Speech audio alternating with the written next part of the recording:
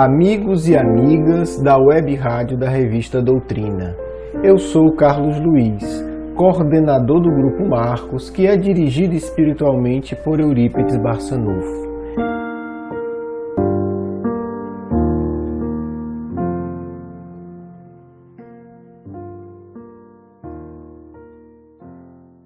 No programa de hoje a gente tem como tema, continuando a série Meu Amigo Eurípides Barçanufo, a série de programas do livro, nós vamos falar sobre um tema que é um título do capítulo, chama Professor da Imortalidade. Eurípides sempre se preocupou em comprovar das mais diversas maneiras, por seus alunos e para as pessoas, a imortalidade, a independência do espírito em relação ao corpo. Por quê?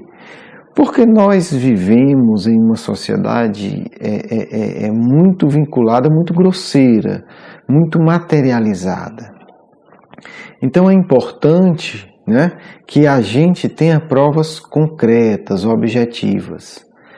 Isso ainda continua, na verdade, hoje eu acho que é mais importante até do que antes. Acho que espíritos como Eurípides, eles agem em determinado momento histórico, mas considerando o futuro, porque são espíritos que podem, como Kardec explica no livro A Gênese, podem prever o futuro, eles têm uma noção do futuro. Claro, mais ou menos nítida, mas todos têm uma noção do futuro. E Eurípides, obviamente, vê que no futuro breve, do movimento espírita, inclusive, a gente teria alguns grandes problemas. E um deles é a nossa materialização, quer dizer, a nossa perda de afinidade com as questões espirituais. Falando de uma maneira clara, a gente começou a bloquear a mediunidade. E isso é muito grave. Porque, como diz Paulo, no livro Paulo Estevão, do Emmanuel, quando ele fala, se o cristianismo perder o profetismo, ele perderá a sua fonte de alimentação divina.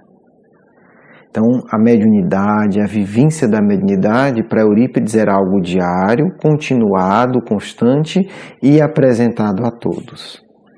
E isso é muito bonito, Porque Eurípides vai provar através de centenas de fenômenos mediúnicos, com milhares de testemunhas ao longo de toda a sua vida, o quanto o espírito pode dominar e superar as influências materiais. Depois, é uma promessa que a gente vai cumprir no futuro, nós vamos ter uma série de relatos, porque muitos dessas vivências mediúnicas do Eurípides foram comentadas e as pessoas escreveram dando testemunho. Depois a gente vai falar disso. Mas hoje eu quero que a gente entenda o porquê. Eurípides fazia questão de se materializar. Eurípides em sala de aula saía do corpo, ia na Europa ver como é que estava o campo de batalha. Voltava e contava para os seus alunos. 3, 4 dias depois eles ouviam a mesma notícia no rádio. Para que isso? A gente precisa separar duas coisas. Uma coisa é o fenômeno, outra coisa é a intenção. Todo e qualquer fenômeno mediúnico ele pode ter uma intenção pervertida, doente. Se exibir, se tornar famoso, provar que eu sou melhor do que os outros, convencer enganosamente que os espíritos superiores me tratam de uma maneira suprema e tal, que eu sou um espírito evoluído. São tolices nossas, são tolices do nosso dia a dia, são frutos da nossa vaidade. Quando a gente fala de espíritos superiores, eles usam a mediunidade como Cristo, para provar a imortalidade. Por que o Cristo se materializa? Por que o Cristo usa a materialização? Para provar a imortalidade. Por que o Cristo cura? Para provar o poder do Espírito sobre a matéria. Eurípides fazia cotidianamente cirurgias espirituais delicadíssimas. Por 2 vezes, cerca de 2 vezes, ele chegou a serrar uma vez a perna e outra vez o braço de uma pessoa que tinha sido esmagado, não tinha como restaurar, e se ele não amputasse a pessoa morreria. Ele pede para o seu aluno ir no açougue, pegar o serrote emprestado e serra ali na frente de todo mundo a perna da pessoa, para salvar a pessoa. E a pessoa não sente dor, e a pessoa não infecciona, e a pessoa cura. Então, esse conjunto poderoso de fenômeno mediúnico é fundamental para educar a humanidade sofredora. E é muito triste quando a gente vê cristãos gente que conhece o Evangelho, falar que materialização é besteira.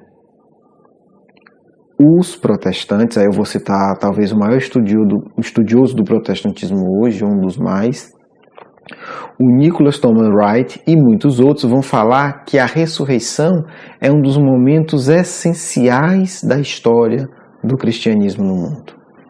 Só para a gente ter uma ideia. E é uma materialização do ponto de vista espírita.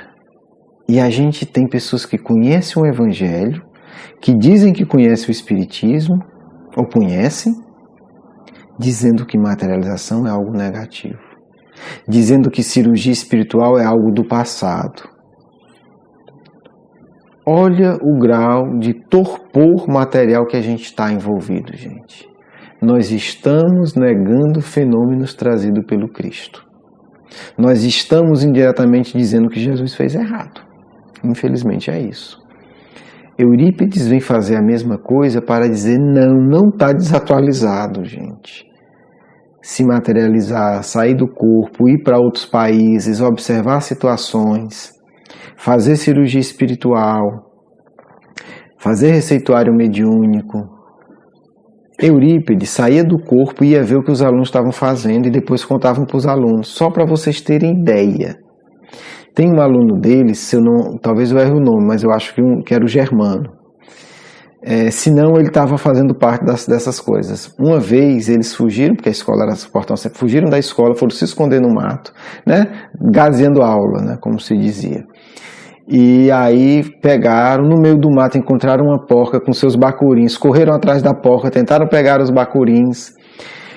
E aí nessa corrida para pegar os filhotezinhos da porca, um deles arranhou, passou por uma cerca com arame farpado, rasgou um pedaço da camisa, e etc, depois eles se esconderam. Eurípides chama um outro aluno e manda chamar onde eles estão. E aí quando Eurípides pergunta o que foi que aconteceu, eles começam naturalmente, né, a enrolar, né, aquela história ali foi, mas não foi e tal. Eurípides conta tudo o que aconteceu. Eurípides chamava os alunos, né, como todo mundo, de senhor e senhora, quer dizer, e que para mim é muito bonito, porque não é assim, eu vou chamar de senhor a autoridade, e você que não é autoridade eu chamo de você. Não, Eurípides chamava todo mundo de senhor, né, e perguntava, senhor Germano, se não tiver errado o nome, porque são alguns alunos que a gente conhece o nome, né, senhor Germano, onde é que o senhor estava? Eu estava, não, olha, e aquela porca que você perseguiu, você acha que ela gostou? Né? O que é que você está fazendo com ela? Por que é que você fez aquilo? Então Eurípides, ele usava a mediunidade, não é para dar carão. Primeiro, ele está chamando a atenção, óbvio. Mas também ele está ensinando uma coisa muito mais profunda. O espírito é capaz de ver além do corpo. É uma prova que é inegável. O sujeito viveu isso. Então, isso era o dia a dia de Eurípides com seus alunos. Porque é uma forma muito bonita e alegre, empolgante de estar dizendo, preste atenção, nós somos espíritos imortais. A imortalidade não é uma teoria religiosa bonita, é um fato. Certa feita, os alunos de Eurípides se encontraram numa situação delicada. Cidade interior, 100 anos atrás, olha que situação delicada. Estavam na escola, caiu uma chuva muito grande, inundou a rua, e uma pessoa que era da cidade, conhecida por ser uma prostituta, começou a ser levada pela correnteza. E os alunos ficaram naquela situação, o que é que a gente faz? Vamos socorrer? É o dever cristão. Mas a cidade toda vai falar, né? O que é que a gente foi pegar aquela mulher e trazer aqui para o colégio na hora da chuva? Estou falando de uma cidade interior em 1900, no comecinho de 1900, gente. 2.000 pessoas, tá certo? Ninguém se preocupar com a vida de ninguém, naturalmente. Então, o que acontece? Eles ficaram na dúvida. Socorreram a mulher já estava quase desmaiada, etc. Levaram para o colégio, cuidaram, etc, ajudaram no que podia. Não falaram para ninguém. Ficaram naquela situação de a gente acha que fez o certo, né? Estamos falando de jovens alunos. A gente acha que fez o certo. O que é que será que Eurípides diria? O fato é que eles não falaram para ninguém, né? Fizeram o que achavam que deviam fazer e, como se diz, o assunto morreu. No outro dia, Eurípides naturalmente olha para ele e diz: eu e Santo Agostinho acompanhamos o resgate de ontem. E eu fiquei muito feliz com vocês. E olha que coisa bonita, né, gente? É assim, quanta coisa bonita, né? Poxa, o professor está nos acompanhando. Como é que prova a imortalidade de uma maneira mais bela do que essa? Então, assim, é por isso que eu chamo, né, Eurípides de professor da imortalidade. Existem centenas de casos como esse, todos relatados, né? Na verdade, existem milhares. Talvez a gente consiga ter aí uma centena, alguma coisa do tipo. E a gente depois vai ter um programa especial, né, onde esses casos vão ser contados para vocês em áudio. É uma promessa. Vamos ver a data mais apropriada, tá certo? Provavelmente a gente vai tentar começar isso em 1º de novembro, que é o desencarne do Eurípides, né? Enfim, a gente vai estruturar isso para que a gente comece a ter um pouco desse sabor, a imortalidade ensinada das mais diversas maneiras, provada, não em teoria, mas em vida. E aí uma vez alguém perguntou: mas a gente espírita precisa disso? Eu preciso. E Eurípides ensinava: talvez um ou outro espírita esteja tão evoluído que já não precise dessas coisas. Chico Xavier precisava. Porque ele narra que muitas vezes, no momento de fraqueza, quem o socorreu foi um amigo espiritual que apareceu, que falou isso. Então ele precisava. Mas se tiver alguém muito mais evoluído do que o Chico Xavier e tal, esse não precisa. Mas nós, que somos maioria do movimento espírita aí da Terra, gente, precisamos de provas da imortalidade, se possível, todo dia. E para mim, se eu puder pedir, várias vezes por dia.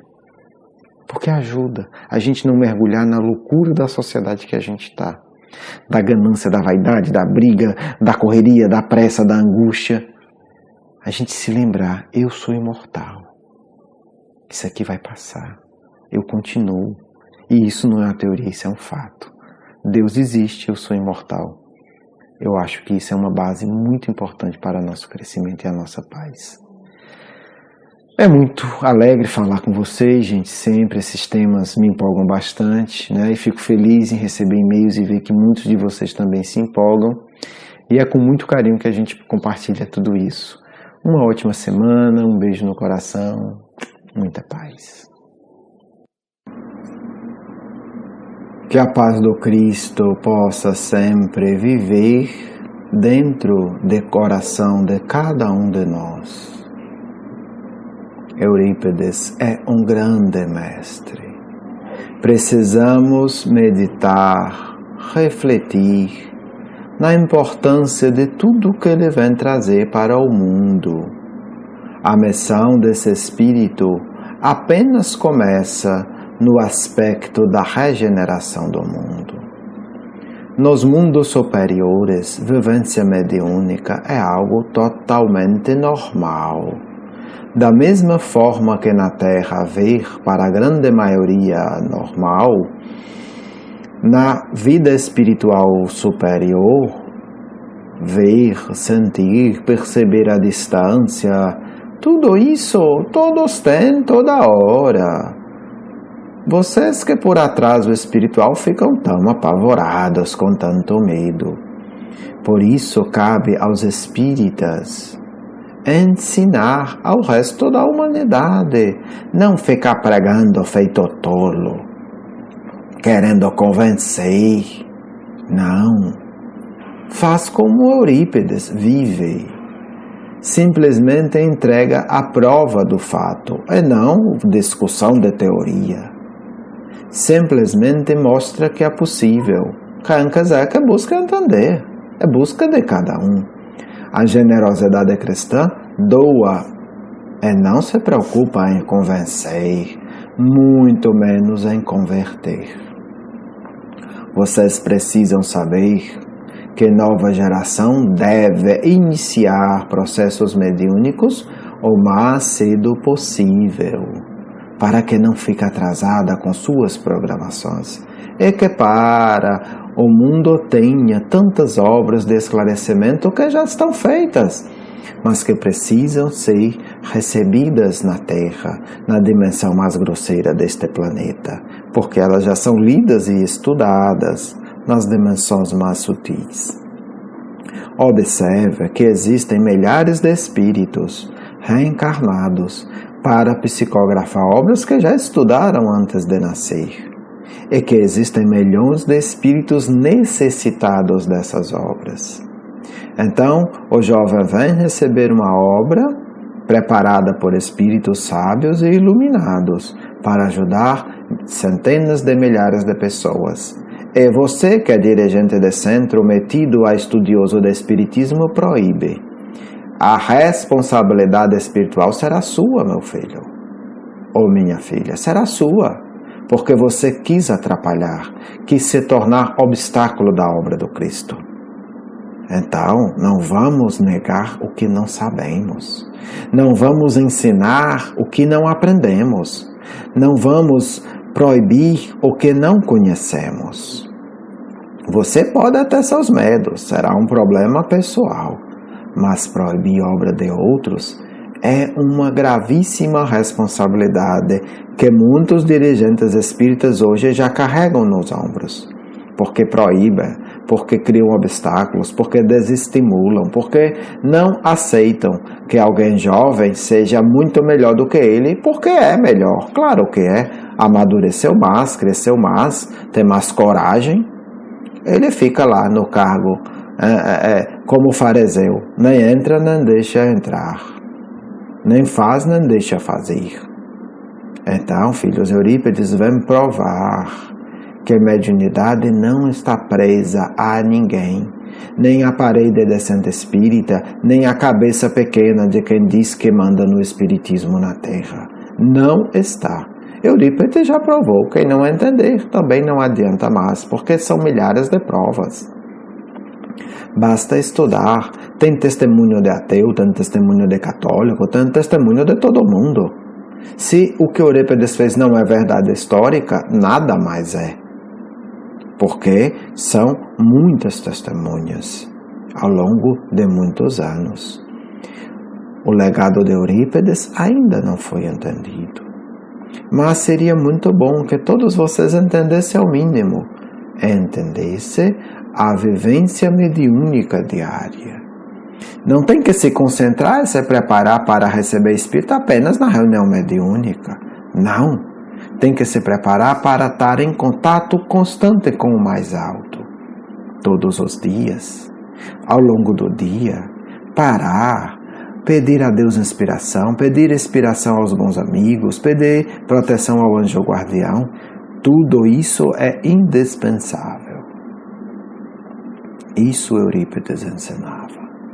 Então, eu peço a vocês com muito carinho, tenham muito cuidado a dar qualquer opinião sobre mediunidade, porque vocês podem achar até que ajudam, mas vocês podem atrapalhar a obra de espíritos iluminados com arrogância e com preconceito.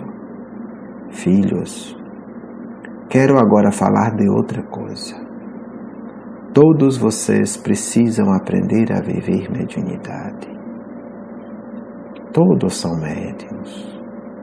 Não é necessário que todos tenham que participar de reuniões de desobsessão, mas todos precisam se comunicar com o anjo da guarda, seja em uma reunião, fenômeno mediúnico, psicofonia ou outro, seja com intuição, seja com vidência. Use os talentos que Deus deu para vocês para isso. Todos os dias peçam essa comunicação. Todos os dias.